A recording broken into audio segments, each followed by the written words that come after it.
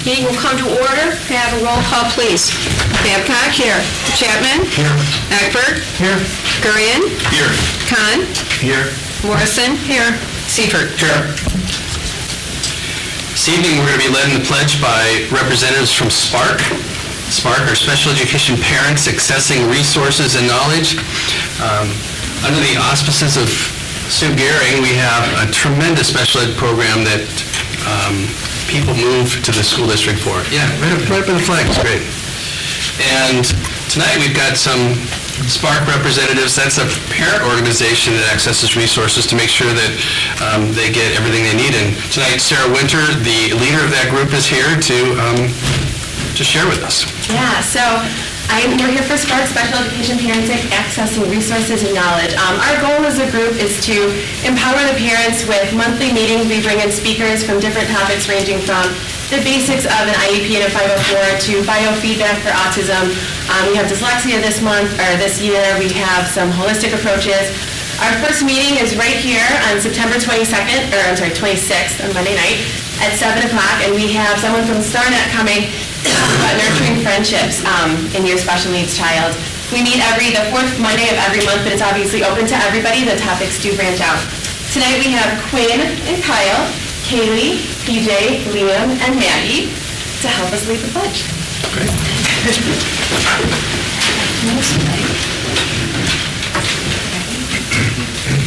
I pledge allegiance to the flag of the United States of America and to the republic for which it stands, one nation, under God, indivisible, with liberty and justice for all.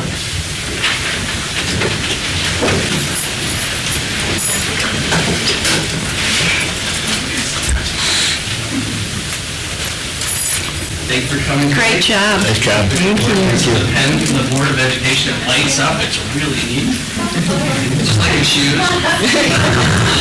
Thank you for coming. The pen, thank you. Diego, thank you very much. Thanks, Sarah. Thank you so much.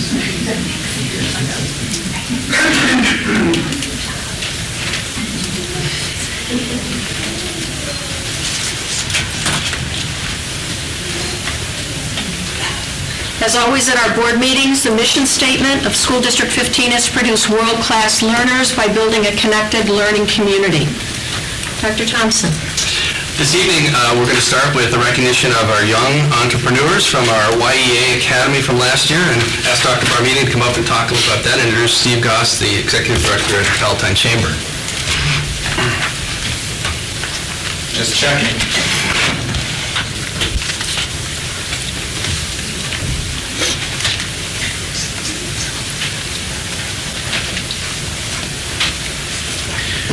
Good evening, Dr. Thompson, President Babcock, and members of the Board of Education. The first of two recognitions this evening is important for three reasons. First, it celebrates the accomplishments of 7 students who are here this evening with their families for individual accomplishments that, quite frankly, are extraordinarily worthy of replication. The second is that it illustrates District 15's ongoing commitment to provide students with opportunities that will prepare them not only for adulthood, but to serve as contributing members of our society. And it also reinforces the importance of building and maintaining strong community partnerships. So, okay, good job, Steve. Why don't you come on in? So at this time, I have the pleasure of introducing to you a valued community partner, Mr. Steve Goss. Thank you, Steve. Thank you. Steve serves this community as the director of the Palatine Area Chamber of Commerce. Steve's leadership and efforts over the course of the last year and a half are directly responsible for providing the students that are here this evening, as well as several of their classmates, with an unbelievable opportunity to participate in the program known as YEA last school year, and he's also taking applications for this school year.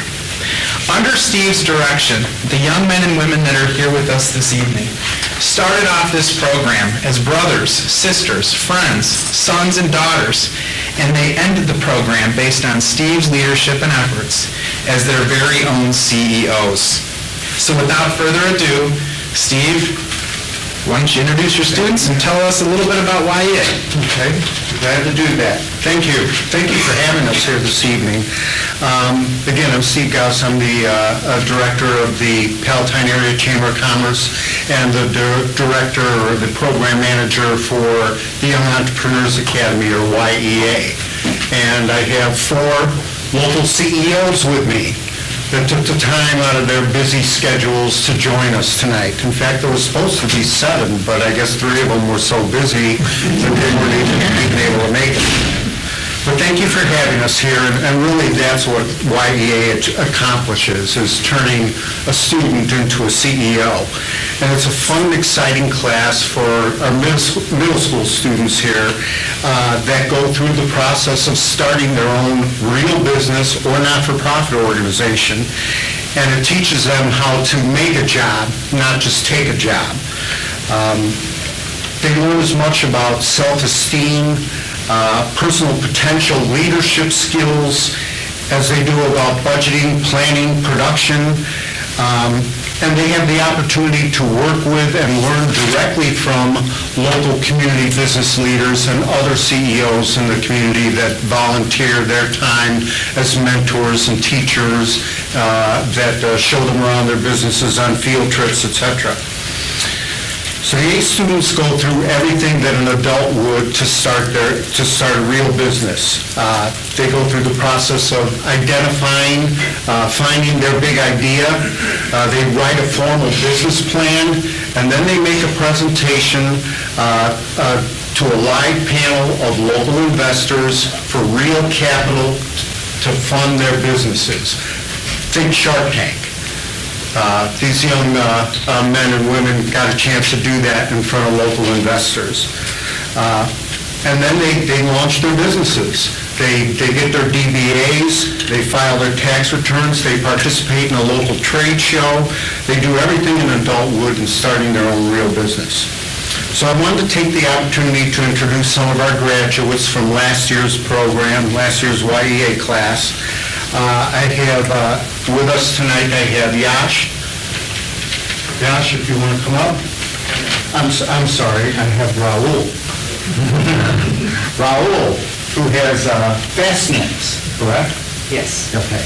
Fastnacks is a school snack ordering application for schools' cafeterias that actually help increase the efficiency and reduce the waste in school cafeterias. Thank you, Raul. I have Nayan. Nayan is the CEO of Snoozer Straps. That's a seat belt for sleeping car passengers. Think the family car vacation, the family road trip. Nayan.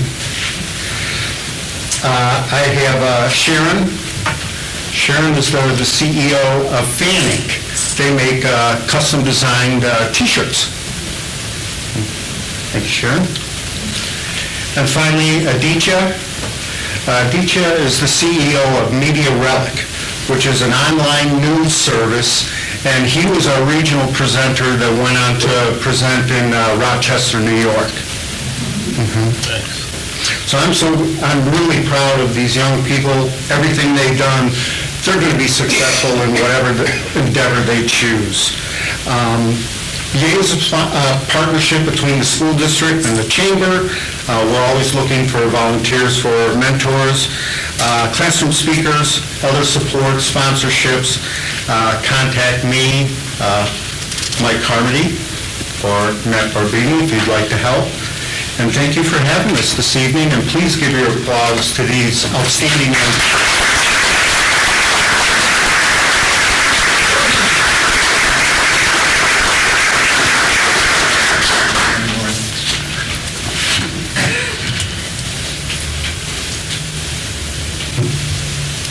Steve, thanks very much for your leadership, and students, congratulations. I was at your reception last year when you were recognized, and they sounded like really terrific companies that you started. Thank you for taking the initiative and being good District 15 alumni. Keep up the good work. Thank you.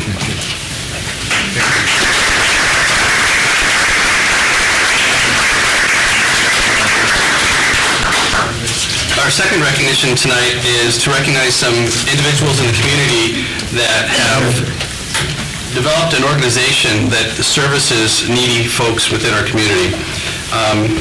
Specifically, we have 4 representatives from PATH, Palatine Assisting Through Hope group, that has been instrumental in starting and maintaining our community closet, which provides clothing to students district-wide and as well as their parents. And so I'd like to ask Debbie Rowasser, Ramona Tayak, Jenny Speakman, and Lisa Bailey. Is that right, Bailey? Bailey, please come up to be recognized. While they're coming up, I just wanted to tell you these women and others in their organization took it upon themselves when they learned that there were some needy families in the neighborhood, that they started this 503C to make sure that wouldn't go without help, that these people wouldn't go without help. It's grown. Today, they provide food to students in the district. They provide school supplies. They run the community closet. They provide families with necessary items. What else did I miss? What else? Our email network. Email network that you have that supports people as well and families. And Yeah, we work with other social workers, so other organizations, the POC, the police department, and township. And so when there's a crisis situation and it's beyond our needs, we have an email network and we reach out to the community and we get tremendous support. These women work for just the joy of being able to help other people. They don't really like the limelight, but they came here tonight because of my beckoning. They really do tremendous things for our students and our families, and I wanted them to know that we appreciate it, and it's not gone unnoticed, and I know it's made a difference in a lot of people's lives, so thanks for your hard work and effort. We have a little District 15 apple. It's a paperweight. Just when you see this, know that we're thinking of you, okay? Well, we want to thank you for providing us the facility. Yeah, supporting us. Thank you. And amazing walls. I didn't do that personally. Thank you very much for coming. Thanks for all these.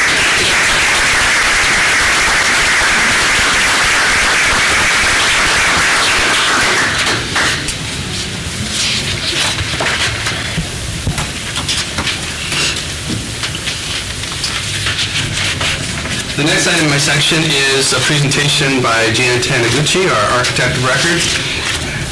And with them is Andrew and David. They're going to help as well, talk to us about the construction projects that occurred over this past summer. Great. Good evening, President Babcock, Superintendent Thompson, members of the Board of Education. It's been a busy summer for us, and we're pleased to report that the projects were completed on time and under budget. And we prepared a brief presentation to take you through some of our experiences and share with you some of the projects, because you may all not be familiar with the variety of work that transpired over the summer. First, we actually addressed 11 buildings, and we chose to do those buildings, and we meaning our team, which consists of Mr. Adam Chet, Craig Phillips, and our construction manager, Gil Bain. And we decided to do the buildings north of Palatine Road. That squiggly line represents Palatine Road, with the exception of Paddock, because to allow summer school to proceed on the school south of Palatine Road, and also from a logistical standpoint, so that we could keep track of all the work because they're close together. Right, we'll go into a little bit of that in the project approach too. Yeah, okay. Do you want to talk a little bit about how the projects were organized? Sure. So what we did with the 11 buildings, 10 schools, and the ECS is we took a look at the geography and grouped. We came up with 5 groups, really 4 with Sunling, the elevator, RTUBE on its own. But the groups we grouped schools into proximity. For example, Group A was TJ, Thomas Jefferson, Mary Jordan, Frank Whiteley School. So we tried to keep schools as close together in a group, so when bidders were bidding, they didn't have to bounce from one end of Palatine to Hoffman to cover their projects. We then, in all the groups, we tried to make sure that the dollar amount was as close as possible, so they were equal, all the bidders were looking at them equal. One important thing that we did do is we split the groups into 2 bid phases. So as we bid, let's say Group A and B, if a contractor wasn't low and didn't get awarded the job, they had another opportunity to take a look at their numbers and how they priced it and bid Group C, D, any later, and that seemed to help out with bid coverage and the projects. We had a truly collaborative effort, and we had a lot of people from my office on board. As you can see, my team there, the STR team. We had specific project managers assigned to various buildings, so they'd be aware and responsible for them. And they would interact with their counterparts at Gilbane, who had people at their buildings. So we worked very well together and had a significant amount of collaboration to pull this off. Just want to talk briefly about some of the projects. You probably can't read these, but we can group the project into site work, which consisted of resolving poor drainage in buildings and to address tripping hazards outside, such as sidewalks that were crumbling. And as you recall, we were primarily doing A items with associated B items that we should do at the same time, just for economy's sake. Building egress, making sure kids can exit buildings in times of emergency. Building envelope, meaning roofs and tuck pointing exteriors. Fire separation, to keep fire from, in the event of a fire, from going from one part of the building to another. Fire notification, meaning alarms. We had some accessibility work, which was triggered by us touching certain parts of the building, such as at the stages, we had to change some of the handrails, so we put in handicap lifts to make them handicap accessible. Mechanically, we ventilated rooms that had poor ventilation, and replaced aging equipment. And plumbing, we looked at replacing galvanized pipes and addressing Illinois Department of Public Health requirements for where laboratories could be. The rules have changed all over the place with IDPH. And obviously, we have asbestos abatements. As you can see, there are a lot of different kinds of projects that required careful scheduling. So in terms of schedule, we had about roughly a year to plan this. And we spent a lot of time first scoping out what to do, to identify what A items to attack, what B items, and what year to do them in. We also spent time talking about how we would do these and various approaches. So we had a very economical solution, one that Gilbane could execute well in the process. And Gilbane, actually, you bid out the projects early. You want to talk about We bid the projects out early, and one thing that we did do is we identified work that could actually start, we call a second shift after school hours, that we could take the load off the summer to help out. Lighten the load on the intense summer work. So that we did. That was primarily fire alarm work that we did after hours. We're taking a lot of that knowledge. We've had a lessons learned meeting after the summer work this summer, and we're applying all those things that went very well to this next 2017 work. And we had a very leisurely 8 weeks of construction. Talk a little bit about cost, and I mentioned that we brought in the project under budget. The top line refers to, from our life safety surveys, we came up with figures for remediating the life safety citations, and amounted to about $14.9 million. When we identified from that list, we actually started developing drawings, how to solve it. Gilbane came up with an estimate of about 15.5. The bid amounts were at 14.11. That did include contingencies and things to account for unknowns in that. Final project cost about 13.3, so we're roughly $800,000 ahead right now. So we can credit that toward next year's work if necessary. Real quick pictures, that's assembling elevators set up with, which is still remain to be done. Jane Addams, we did some waterproofing in the basement. There's a hole in the upper left-hand corner. We cut the foundation wall to just haul out the materials from the basement. That had to be sealed up and waterproof. We also discovered in the course of the job that there were some leaks in the secondary feed from the transformer. So we had to pull the transformer, replace the piping, and put everything back in that tight period. Obviously, that's not a safe condition. We replaced a lot of handrails, like at Lake Louise and doors. For fire separation at doors, we replaced carpeting at Lincoln School, sidewalks there. Replaced roof at Frank Whiteley, did a lot of bathrooms. We took tear the bathrooms out, put them back, as I said, for galvanized pipe and also to meet IDPH requirements. Tuck pointing also that wall, brick wall just falling apart at Whiteley. Mary Jordan, we did a lot of regrading. The upper middle slide talks about some of the panels that were replaced, they were rotting away. So we had to figure out how to do that. And Gilbane brought us in early during school, and we cut holes to figure out how to actually get that done. Let's see, we have Thomas Jefferson, we have some toilet work there going on. Okay, Stewart Haddock, we had some sewage work in some of the corridors we replaced. We also had some handicap ramps, additional toilet work, and a lift at the stage. Well, for something, that's your elevator. We actually had to take out a big portion of the elevated second floor to sink in the elevator pit here. We also replaced 11 air handling units on the roof, which is a big endeavor. Virginia Lake, replaced some sidewalks, handrails, some toilet work, and some doors. Winston Campus, placed roofing at Winston Campus, and also brought in a new water line. Water line used to run under the existing slab in the building, which in several other buildings of that vintage had actually blown up on you in years past, so we brought it up from the perimeter and overhead, so it'd be easy to service. And Education Service Center replaced the roof over there. 2017, so we're doing the work south, essentially, of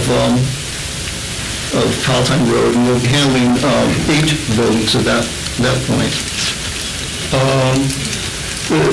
And our experience this past summer demonstrated that with planning and collaboration, that it's possible to actually do a project of this complexity on time and under budget. And it requires good estimating, part of estimates, it requires a lot of collaboration and discussion with the district along with Gilbane and trying to understand how to do things, how it actually gets executed. And it's possible, not impossible, to bring projects on budget and to deliver safe environments for your children. And with this in mind, we look forward to the 2017 work, which is similar types of work, and to improve the quality of education for students in your district. And that's all we have, and thank you for letting us be a part of this. Yeah, Jan, were we on target with our estimates and costs for the summer projects? Absolutely, yeah. Okay. Actually, Gilbane verified that our initial estimates during the life safety surveys were accurate, and when the final numbers came out, we were actually lower. Okay. So, yeah, we were right on the money. As a board, we had a discussion, Jan, when we were planning for the summer for 2 major issues. One was the compact summer schedule because of the early start this year, and also the complexities, not only the projects, but the things that you might run into once you start opening walls and so on. And I have to tell you, I'm really impressed to get a report that says not only were we able to meet the timelines, but we were able to do it in a manner that met our budget expectations. Not shocking, it wasn't easy. I know. Everybody put in a fantastic team. Because of those issues. At least next summer we'll have a little bit more, to get an earlier start, hopefully, right? Yes. And that leaves me in, what is our timeline for budget? When can the board expect to see the bids for next summer's projects? We're Bidding in, if I'm not mistaken, November. It may go to the December board meeting, which actually we're getting an earlier start. The lessons learned is let's get a bid and awarded before the holidays, really, this Christmas holiday kicks in. Thank you. Jan, I live near Jane Addams, and just a few days before school was set to begin, there was still a fair amount of construction. Right, I'll be back especially. Yeah, and kudos to you guys because you finished it before the school year started, so again, kudos to you and your team. Did you run into anything unexpected that we might learn from in the next wave? Well, we did have lessons learned, and I know one of them had to do with delivery of things, and in particular, from the architectural standpoint, we should pick our colors early on so that it's not a delay in trying to get things delivered. We did run into some issues, during construction, especially a place like Paddock, where we had actually a sewer that was running backwards. We had to address that. But Gilbane set aside an adequate contingency in the budget to make sure that we could accommodate these. Could you think of others? You went out with everything. Yeah, Stewart Paddock, that was a big one with, underneath the slab was also the ductwork for the bathroom exhaust system. When we did the carpeting at Lincoln, found some additional asbestos that had to be abated mid-project.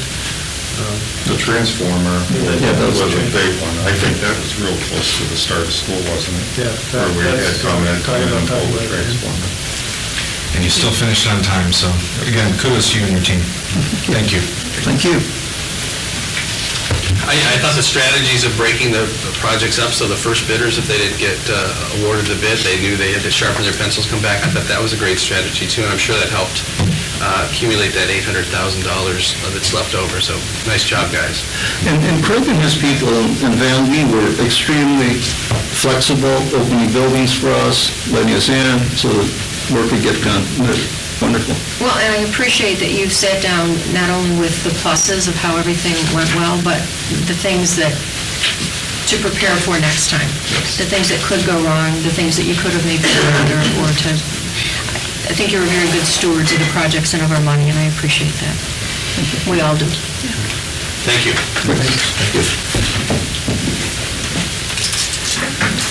So the next item in my section is a presentation by Elizabeth Hennessy, our financial advisor, and she's out in the hallway coming in now. We'll get the PowerPoint presentation up and ready.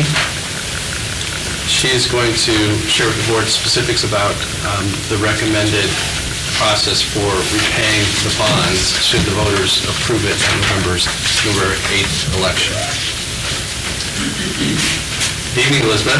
Thanks, Scott. Good timing.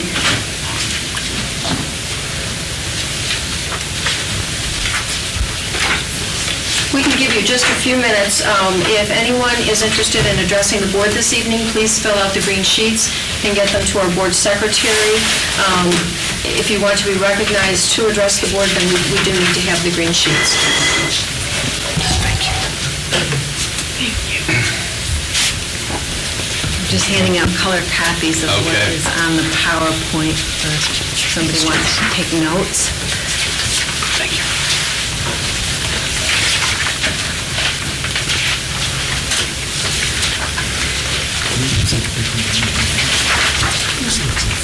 Great, well, thank you for having me tonight.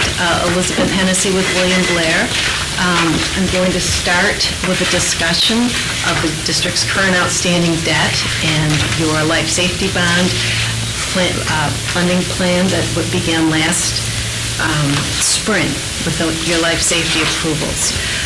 The board received an additional $27,250,000 in life safety approvals in early 16, and in March of 16, the district approved a bond resolution to issue $18,250,000 of these bonds. The remaining $9 million of bonds for life safety projects are scheduled to be issued in the spring of 2017 to complete the remaining life safety projects. So I just bring this up as a background to establish what outstanding bonds you would be expected to have at the end of, in the spring of 2017. So as we look at the potential referendum, how those bonds would combine with those. So the life safety bonds, as you know, are non-referendum bonds, and they're paid from the debt service extension base, and that's authorized under the tax limitation law, and it allows the district to issue bonds as long as the payments for those bonds do not exceed the 1994 debt service tax levy plus a factor for inflation. So if we go to the next page, starting on the left-hand side of the page, we've got the district's debt service extension base. Right now, the debt service extension base is $5,510,969, and that includes the 2016 CPI factor of 0.7. Going forward, we very conservatively estimated a factor of 1% for the next 4 years, and then 1.5%. The current debt service levies are in the yellow, and those reflect the bonds that were issued in March of 2016, plus the outstanding bonds, or excuse me, just the outstanding bonds. Then, as we move across the page to the right, we've got the bonds that were issued generating the proceeds of $18,250,000 in March of 2016. Then we've got the next column is the proposed $9 million to be issued in the spring of 17 for projects in the summer. The less funds on hand represent dollars that are in the bond and interest fund that can only be used to pay debt service. So those funds are an offset to that. So in the pink box, you see the projected debt service, non-referendum debt service. We call it the DSEB debt service because it's paid, under the tax limitation law from that debt service extension base. So once those bonds are outstanding, the green box represents your remaining debt service extension base capacity through just the year 2030. So that represents ability to issue additional life safety bonds should you need to do so in 2020 and thereafter. So you can see the tax rate for these bonds is about 18 cents. So are there any questions on that part of the non-referendum plan? Okay, so that establishes your estimated outstanding debt service that we're starting with when we look at the referendum debt service. And I say estimated because obviously we haven't issued that last $9 million yet, but that was all part of the plan pursuant to the life safety approvals that you got last spring. Okay, so now let's look at referendum financing options. So the district is proposing a $130 million referendum here in November 2016. So the debt that you would be paying off there is structured so that it wraps around that outstanding non-referendum bond debt service, creating a level total debt service. So let's go to the chart. As you can see in the blue box, that's the debt service that we just established after the issuance of the life safety bonds in the spring. Then what you see is the tax rate for those bonds and the payments on a $230,000 home. Now, we chose the $230,000 home because that is the Zillow market estimate for the median home value in Palatine. But that's as of April 30th.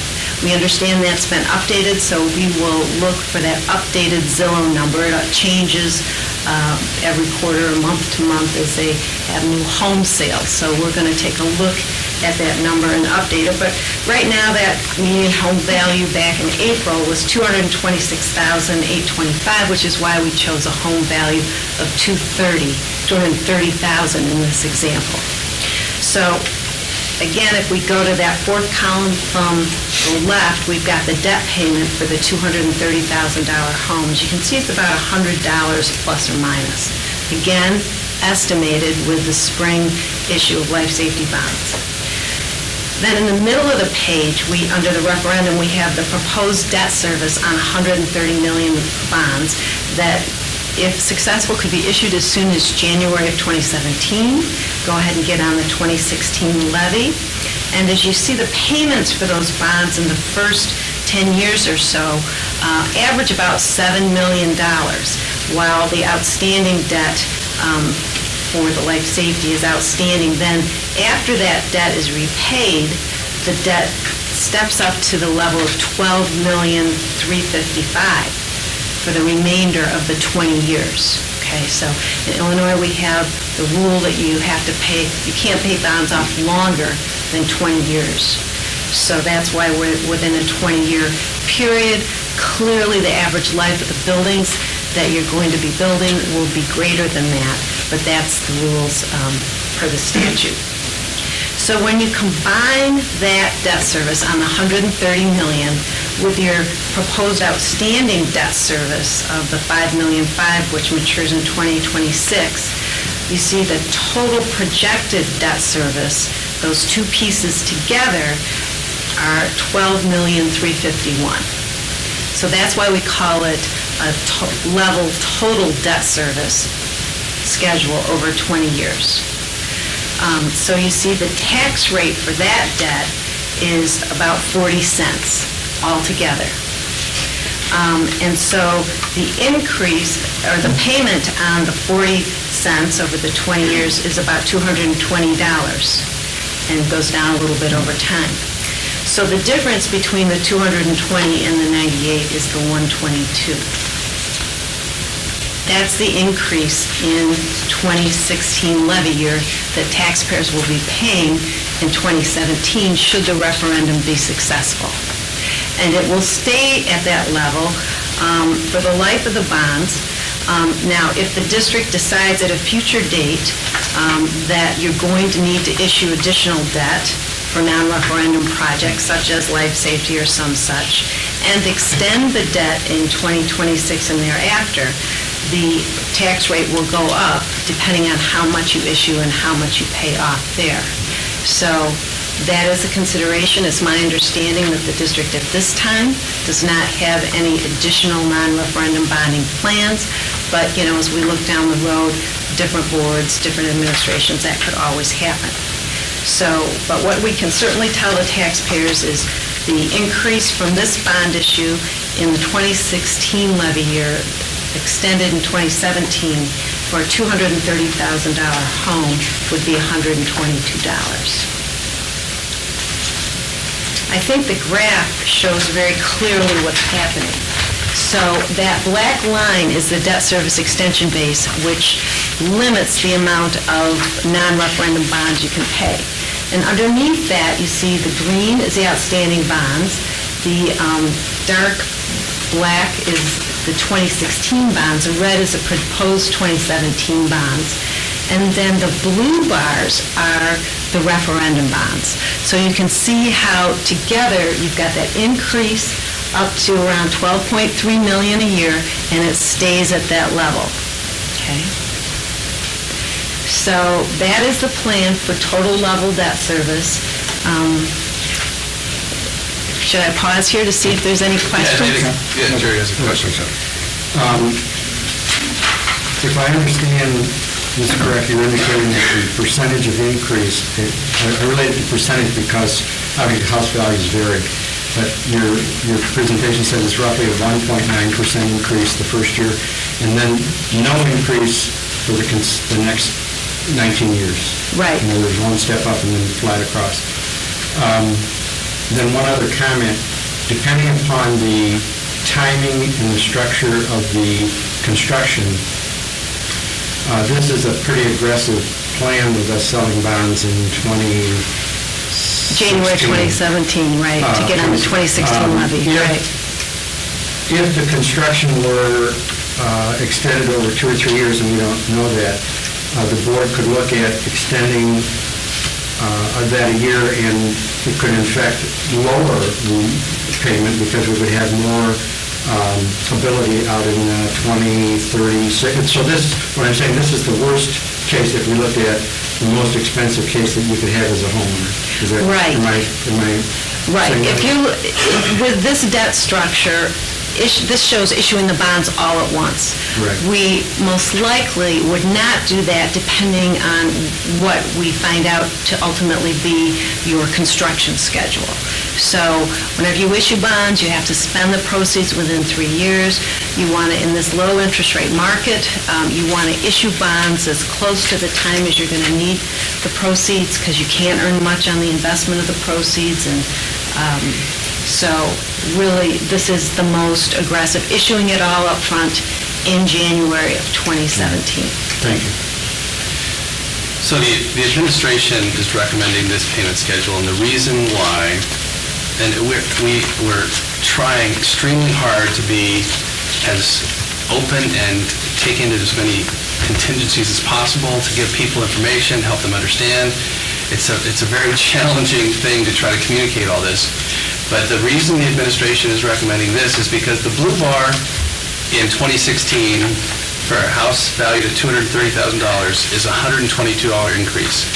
Elizabeth, help me, but if we had the same level of payments going out for 20 years, that amount would have been $156? $157 approximately. $157. And so that first year in 2016, it would, instead of 122, it'd be 157. And if you had a more expensive house, it'd be, proportionally more. And then when we get to 2027, the payments would have dropped if we didn't issue any other debt. But we felt like the people living here now, we want to have this be the least burdensome plan as possible, and maybe in 10 years, they're going to move out and new people move in, and maybe they will pay a greater share of the cost of the two new buildings.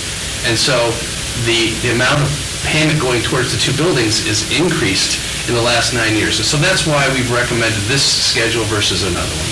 Makes sense. But we'll revisit this schedule and refine it after the results of the referendum come in. So I think the reason why we're addressing this now is we want to give the taxpayers as much information so that when they go to the polls November 8th, they can decide whether they're going to support or oppose this referendum. And so I'm asking the board to give a nod to this right now, but the actual issuance of the bonds may change slightly. And as you said, if we issue them in stages, that would only probably be more favorable to the taxpayer. Scott, just a question, because I like how you started the presentation with the discussion on the life safety bonds, and I know that we have these 2 years that we've approved, and we'll probably be issuing more bonds in 2017, but the district at this point doesn't have intention of issuing any more bonds. In terms of the B items that we had on those life safety, the life safety study, what is, if any, how does it work in terms of consequences of those getting done within the 5 years that's been discussed before, not being done? I'm trying to understand moving forward. I know that the plan is that we're going to be servicing those out of our regular $3 million a year capital expenses that we do, but what are kind of the consequences if some of those B items are not done in the short term? Well, when the current 10-year health life safety study was completed, there were still items from the last 10-year study that weren't completed. And, we are prioritizing the list to make sure that any items on there that really do pose a safety risk, we are going to take care of very soon. But there's some that are really just code violations that really don't pose a safety threat to kids. And we think that if the taxpayers support this $130 million, we can't, I'm not in good conscience able to say we need to go further into debt. So we're going to try and tackle these things with the means that we have, the $3 million, and then if we need to tap into any fund balances, we can do that as well. But we're assuming that we're not going to be issuing debt. That can't be guaranteed because your terms are not that long, and there could be another board here, but we're assuming that because we have no intent of issuing other debt, but we will take care of those things as soon as we can based upon the funding we have available to us. And if the state were to come and tell us you need to go faster, we'd say, we'll do that if you give us the money. So that's kind of the plan. Okay, understood. Any other questions on this debt structure? I've got one more slide on it, and this references the percent increase over the total tax rate. Now, the way we feel that it's the best to describe the impact to the taxpayers is to think about, most people know how much taxes they paid last year in total property taxes. Many don't know exactly the market value of their home, and they also may not know what the Cook County Clerk says the market value of your home is, which those can be different numbers. So what we focus on is, what did you pay in total taxes last year, and how much of an increase on your tax bill is this bond going to bring? And so we have the same chart that we just looked at, looking at the current payments, the proposed $130 million debt service payments, the proposed total debt payments at the $12.3 million a year for 20 years, and the net tax rate due to bonds. So the net tax rate due to bonds shows exactly what Scott was talking about, where the initial impact is the 22 cents, and then when the old bonds are gone, the impact of this referendum bond is up to the 39 cents. So that's on just this bond.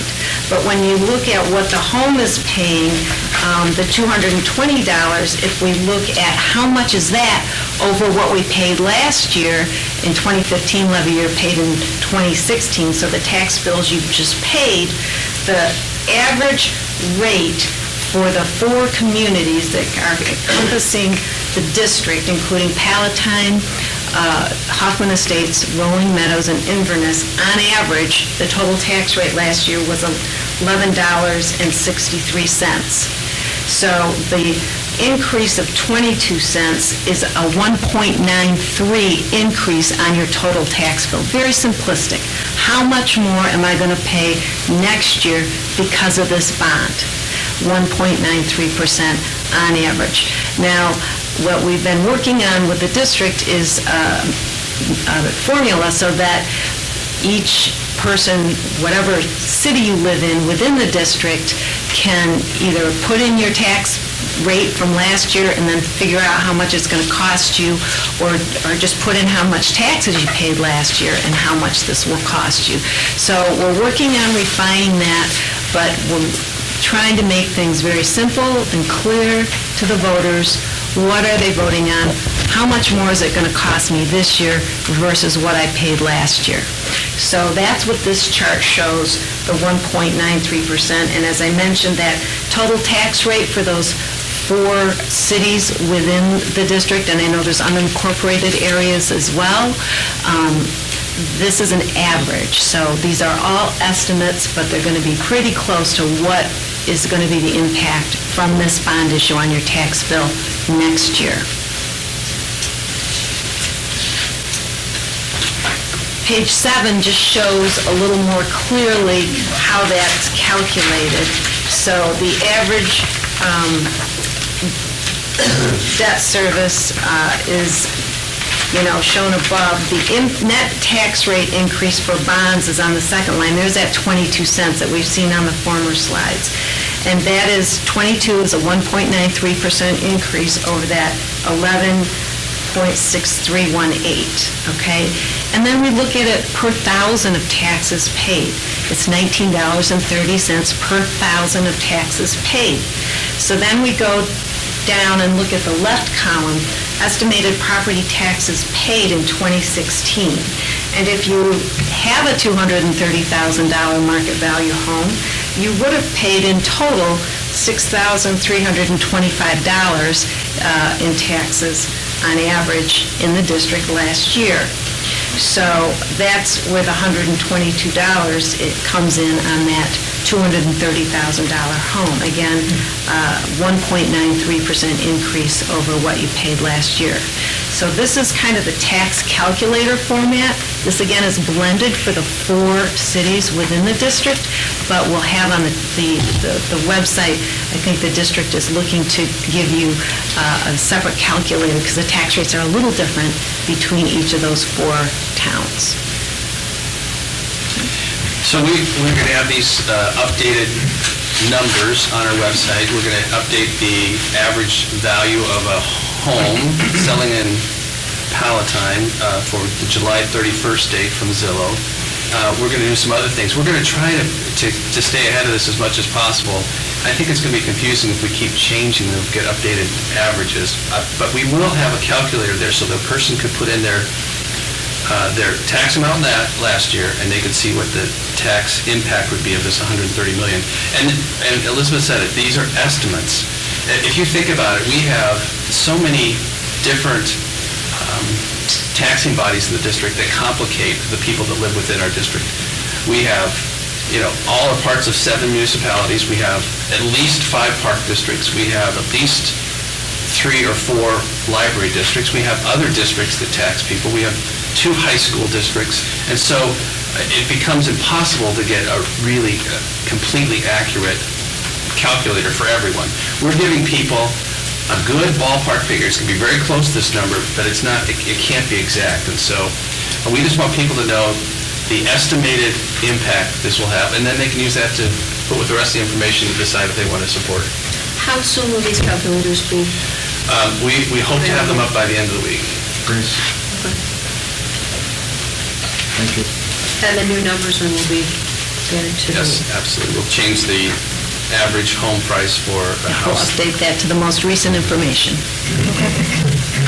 Scott, with that calculator that's going to be on the website, can we get some notification below the calculator that notifies the person using it that the tax increase is solely with the bonds and the 130 million, not with, any additional costs that it would be to hire teachers, maintenance, so that the user knows that this is limited to the bond, the debt? So Yes, there's we no think that- confusion yes. on that piece. Yeah, we want to try to be as clear as Exactly. possible. I think That's a good suggestion. I think that would help ease some confusion.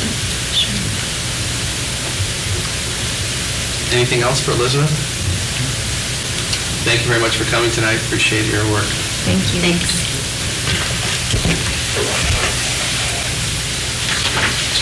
And that's it for my section. Okay, we're going to move on to reading and acceptance of the minutes. May I have the suggested motion for only the August 17th board meeting? I'll make a motion to approve the minutes of the August 17th, 2016 regular Board of Education meeting. Second. Any discussion? Roll call. Babcock? Aye. Chapman? Aye. Egbert? Aye. Gurian? Aye. Khan? Aye. Morrison? Aye. Seifert? May I have the suggested motion for the August 25th meeting? I'll make a motion to approve the minutes of the August 25th, 2016 special Board of Education meeting as presented. Second. Discussion? Roll call. Chapman? Aye. Egbert? Aye. Gurian? Abstain. Khan? Aye. Morrison? Abstain. Seifert? Aye. Babcock? Aye. Moving on to board discussion and reports. Item 16.910, the Ed Red Council. Dr. Chapman. Well, we can say it's all quiet in Springfield, and they expect it to remain so until after the November elections, and I think there'll be quite a bit of activity. The board has received a summary of laws affecting education that have been enacted, as well as a summary of recent court decisions, and you'll notice a significant number of them have to do with the Freedom of Information Act, which, if you read through it, what you're seeing is that the act has really become burdensome to many of the agencies throughout the state. And when you calculate the hours, not only that, but also there was an article in the newspaper about the cost of attorney fees, and many of it is wrapped up in those court cases as well, which is unfortunate. Also, I think the board's aware that our state senator has resigned, and we expect to have an appointment sometime this week, and I, for one, hope that we'll find somebody who is an advocate for public education. Amen. Thank you. Dave, District 15 Educational Foundation. The foundation was happy to announce they're bringing back again the annual volleyball tournament for the teachers, November 12th at 9 a.m. at Winston Campus Junior High. Volleyball, brawl, whatever it may be, but November 12th at Winston Campus Junior High, and they look to get everyone out there and support the teachers in the volleyball tournament. Thank you. Thanks. Moving on to citizens address the board. We will now open our meeting for public comment. Please remember that this is not a dialogue between you and the board. If you have a specific issue which requires a response, Superintendent Thompson will get back to you. Please state your name and identify any group that you represent. Please limit your remarks to no more than 5 minutes. If someone previously has articulated something with which you agree, please state that you agree rather than reiterating the entire comment. Finally, avoid comments specific to any person, student, or staff member, respecting their right to privacy. This is not the forum to comment on personnel issues. And with that, our first speaker is Becky Booth.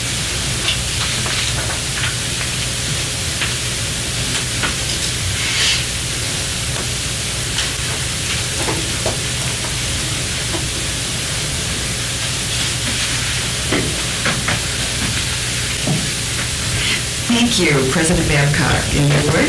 My name is Becky Booth. I attended a recent referendum meeting.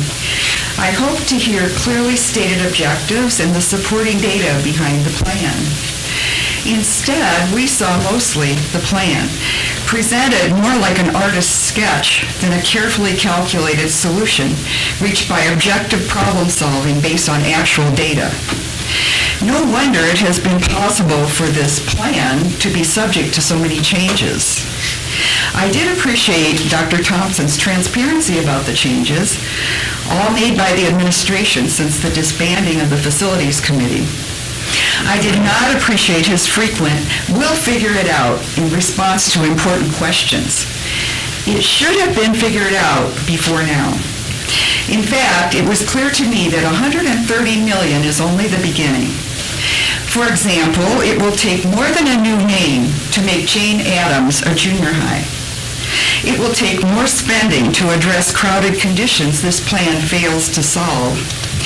The plan is based on several assumptions not even being discussed. Excuse me. Number one, students staying together from elementary school through high school. According to freshman parent orientation and our experience with 3 children, kids become friends with students who share the same activities, not the same elementary school. Yet this assumption is the basis for removing students west of 53 from Willow Bend, Central Road, and Carl Sandburg Junior High. Assumption 2, the necessity of changing our junior highs from grades 7 and 8 to 6 through 8. This need is apparently based on the district's purchase of curriculum designed for grades 6 through 8. This requires moving all District 6th graders to join grades 7 and 8 and needing new schools. Assumption number 3, all-day kindergarten. This is certainly another moving target.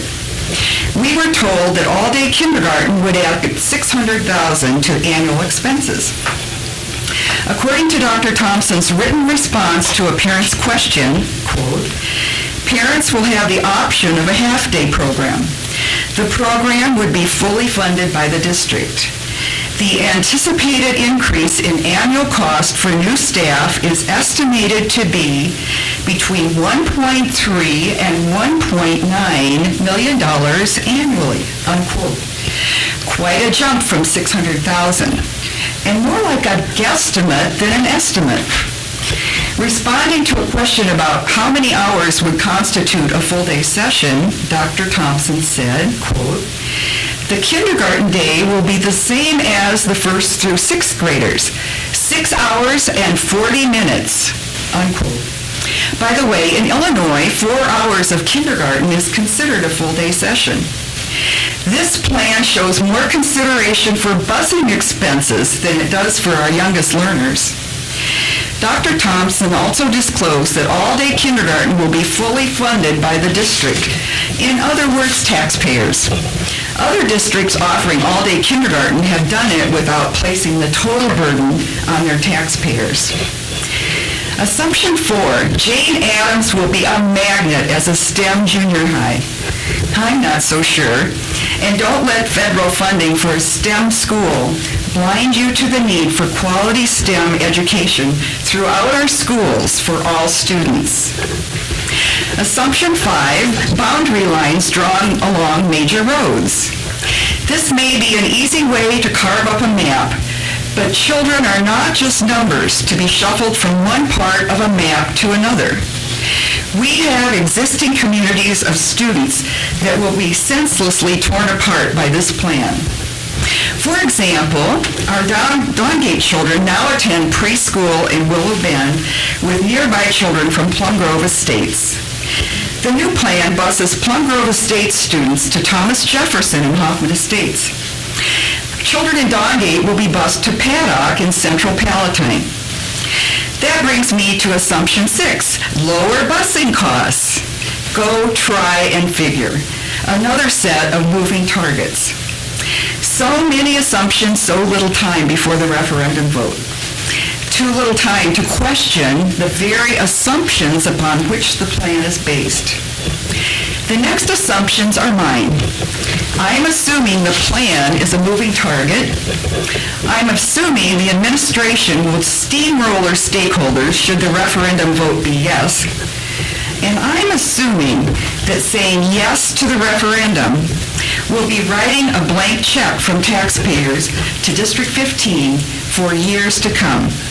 For those reasons, I vote no. Thank you. Thank you. Cindy Barba?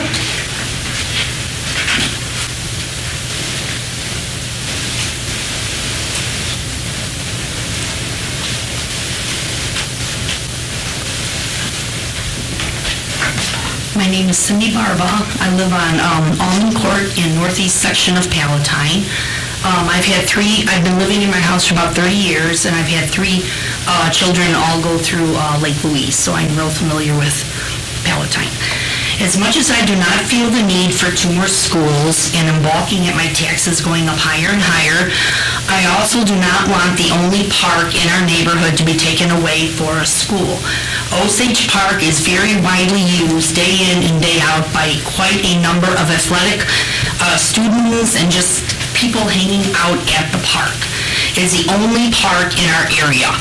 1,200 children in this school apparently from our area. With that many children and families in our area, we should really have 4 parks in our area. What do we have? We have 1.5. The half being Falcon Park, which is a great facility, but it's just a grassy area, not really considered a park. And if you take away Osage Park from us, people who practice lacrosse, soccer, rugby, etc. at Osage will now practice at Falcon, and that leaves us no park or open area for people to gather, nothing. Why does the school district want to take this much-needed green space in Lee Park away from us? The other issue is traffic congestion. I'm just assuming none of you live in this area. Old Hicks Road is a main street in our area. You come off of Rand Road and onto Old Hicks Road, and 90% of the cars have to come down Old Hicks Road in front of Osage Park to get home. Lots of traffic, and they go fast. I live directly across the street from the gazebo at Osage Park. I live on Almond. There's a huge blind spot leaving my cul-de-sac, the neighbor's driveway, which is to the left. You cannot see beyond it at all because of a curve in the road. The road is not straight. If you have been out to the site to see where the school would be and you're standing in the current parking lot that is there at Osage Park, you can see the whole street from the parking lot. The curve isn't a big deal. But go in my cul-de-sac and try and get out of my cul-de-sac, you can't. If you walk across the street, you look both ways, can't see beyond the driveway, and then you run to the park because that's the only way to avoid a car hitting you. If you're in a car leaving my cul-de-sac, both sides look clear, but again, you can't see people coming from the west because of the curve in the road, and you speed out of the cul-de-sac, and all of a sudden, a car is upon you, beeping his horn at you. The other part of Old Hicks Road coming the other way, you're thinking it's good because there's a stop sign. Well, you're tricked again. People blow that stop sign left and right and just come speeding down the street. Now, mix is already traffic congestion with an entrance to the school, which is slated to be 5 feet away from our cul-de-sac, buses pulling out of the entrance, cars, kids crossing the street, running, after school, and you're looking at accidents, more than likely fatalities of children who aren't seen crossing the road. And speaking of kids, there is no total connecting sidewalk from Osage Park to even 3 blocks away. The sidewalks are split in halves. You're walking on the sidewalk, and then there's no sidewalks. And now you gotta cross the street to go on that sidewalk. Then you gotta cross back to get to another sidewalk. That goes down for all the way down to Dundee Road. There's no complete sidewalk. So now you're crossing 3 other busy streets, Nichols, Baldwin, and Gardenia, just to get to where you want to go. So the kids will all be walking in the street unless they're planning to all be bused, which, if the whole solution to the school is not to bus children, well, they're going to have to be bused or the village is going to have to complete the sidewalks. And otherwise, parents will be dropping off and picking up their kids. 1,000 parents, where are they going to park? There's nowhere to park at Osage Park right now, AKA new school. 3 sides of Osage Park, there's houses on one side, townhouses on the other, and part of townhouses on the other side. So there's only one main street in and out of Osage Park, and that is on Old Hicks Road. It's already a busy street. As far as my court is concerned, it's already a turnaround for sporting events. People go to Osage Park, they turn around my court, go the other way. Imagine a school with nightly events, weekly events, weekend events. People are constantly going to be using the court to turn around, and you can't see coming out of it. It's a blind spot. it will be disastrous. Osage Park, in my opinion, is not viable enough for all things considered to be a school. The school board should think about the park they want to close, the only park in our neighborhood, for the amount of children in our area that utilize that park. Thank you. Thank you. Rob Barton?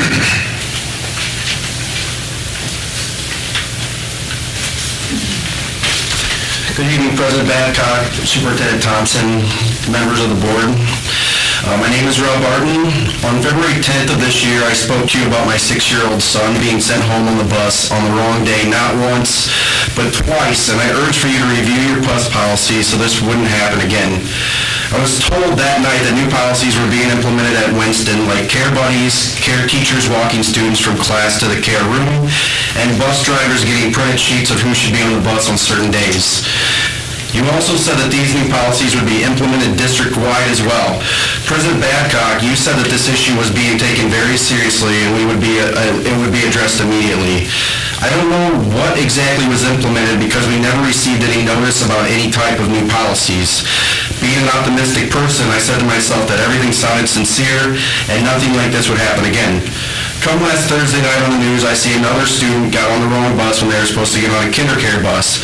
That school promised that a safety plan would be implemented. I also saw a news headline that said District 15 is reviewing its procedures after students get on the wrong bus. Is that not what we were told would happen after the first incidents with my son a year ago? Safety plans can only work if they are put into action. Now, I don't know all the details about the most recent event, and the news media isn't always 100% accurate in their reports, but I do know that a student got on the wrong bus and was put in an unsafe situation. This is actually what we came here for in the first place, for the safety of all students in District 15 regarding bus policies. This is 3 times in exactly 1 year that I know about. What is it going to take for you to seriously look at new bus policies? In the district that I work in, if students even try to get on the wrong bus to perhaps go visit a friend, they are immediately kicked off. The bus policy does not allow any students to get on any bus except the one they are assigned to for that day, and that also includes activity buses as well. I feel that as a district, you should research how other neighboring districts implement these types of safety policies and see how they differ from yours. We are demanding more effective action and for communication of any new policies to be shared with the public. Our son is still scarred from the events of a year ago, and 2 weeks ago we were looking through a book and it asked, what was your favorite day of your life? And it took him a while, and after 3 or 4 minutes he couldn't come up with anything. But he could come up with the worst day of his life. You could probably guess which one that was. So please review these policies, not just for our children, but for every child of District 15. Thank you. Thank you.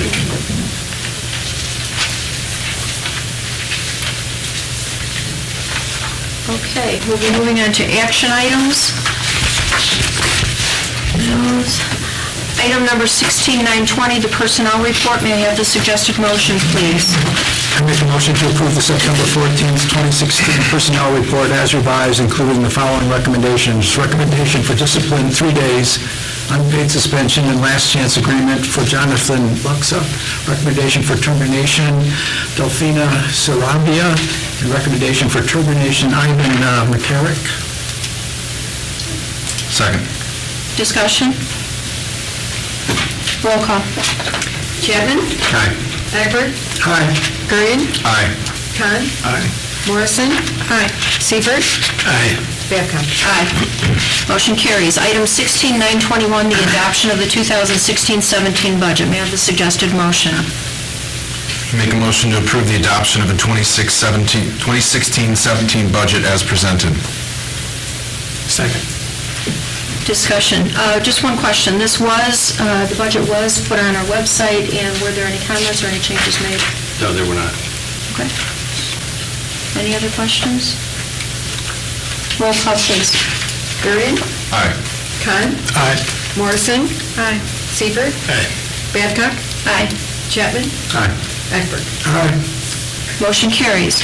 Item 16922, the approval of the 2016-17 Board of Education annual goals. May I have the suggested motion, please? I make a motion to approve the 2016-17 Board of Education annual goals as presented. Second. Discussion? Again, this was put on our website, and were there any We comments? received no comments. Can I go back to the budget? So you asked if there were any comments or any changes. The changes were outlined in the memo. Right, There weren't any right. comments, so I'm sorry I didn't. Not as a result of, There were no changes made based upon the comments because there weren't any comments, but there were changes made to the budget. okay. Again, we're at the annual goals. Those goals were lists, were put on the website, and there were no additions to those. May I have a roll call, please? Egbert? Aye. Bergen? Aye. Kahn? Aye. Morrison? Aye. Seifert? Aye.